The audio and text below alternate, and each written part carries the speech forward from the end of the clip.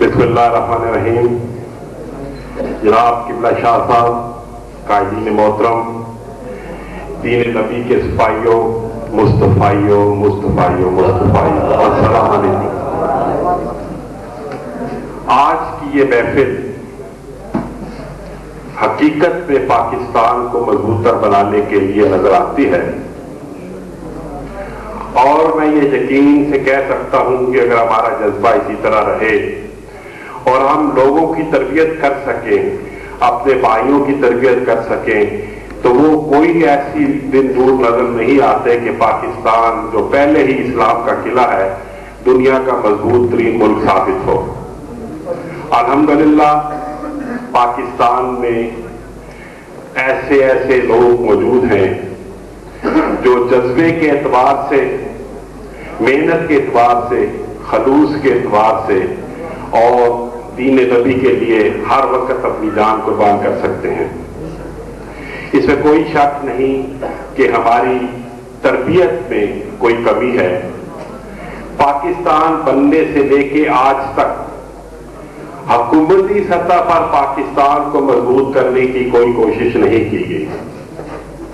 جس نے بھی دعویٰ کیا، لوگوں نے اس دعوے پر لبیک کہتے ہوئے اس کو اپنا امیر مقرر کر لیا، کسی کو پریزیڈنٹ بنا لیا، کسی کو پرائم منسٹر بنا لیا، کسی کو کچھ بنا لیا، مگر سیٹ حاصل کرنے کے بعد ان کا کردار تاریخ میں پڑھا جا سکتا ہے.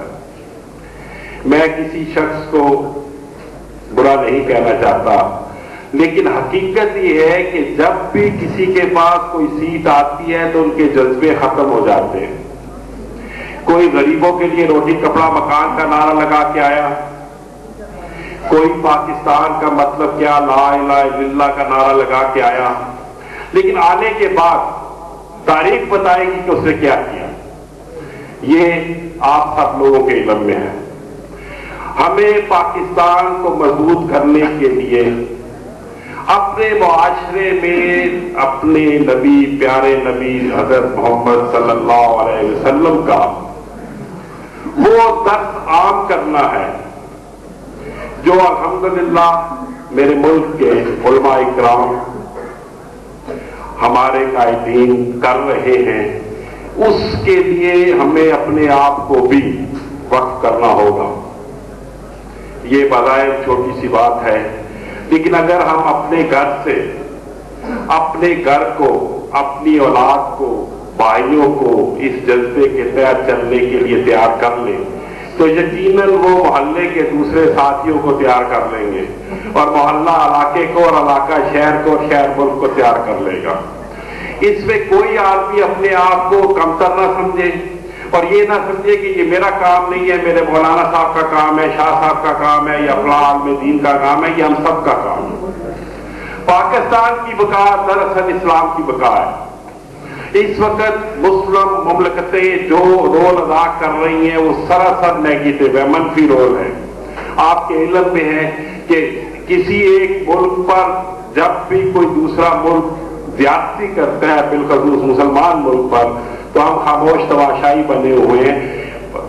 60 کے قریب پاکستانی ممالک اللہ تبارک و تعالیٰ نے انہیں دولت سے نوازا ہوا ہے. دنیا کی آبادی کا تقریباً 1/3 مسلمان ہونے کے باوجود ہم انتہائی کمزور ہوتے جا رہے ہیں. ہمیں دین کے ساتھ ساتھ سائنس کی تعلیم کی طرف بھی توجہ دینی ہے. ہمیں اپنا اسلحہ بھی بنانا ہے. دشمن کو دعوت نہیں دینی کہ وہ ہمیں کمزور سمجھ کر ہم پر حملہ کرے. میں آپ سب دوستوں سے یہ درخواست کروں گا کہ جہاں تک ممکن ہو سکے اس میں بڑھ چڑھ کر حصہ لیں. اپنے ان قائدین کا اور اکابرین کا ہاتھ مضبوط کریں جنہوں نے اس کام کا بیڑا اٹھایا ہے.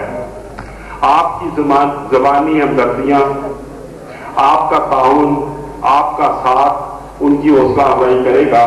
آپ دام میں، در میں، سکھ میں، قت میں ان کا ساتھ دیں. لیکن اگر کوئی شخص مالی تعاون نہیں کر سکتا، وقت نہیں دے سکتا، تو کم سے کم ان کے خیالات کی ترویج ضرور کر سکتا ہے.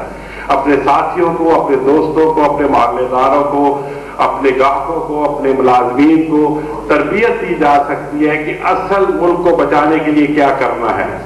اور ہر ذی شعور اور صاحب تعلیم آدمی کا یہ فرض ہے، اور جو یہ فرض ادا نہیں کرے گا، میرا ایمان ہے کہ آخرت میں اس سے پوچھا جائے گا۔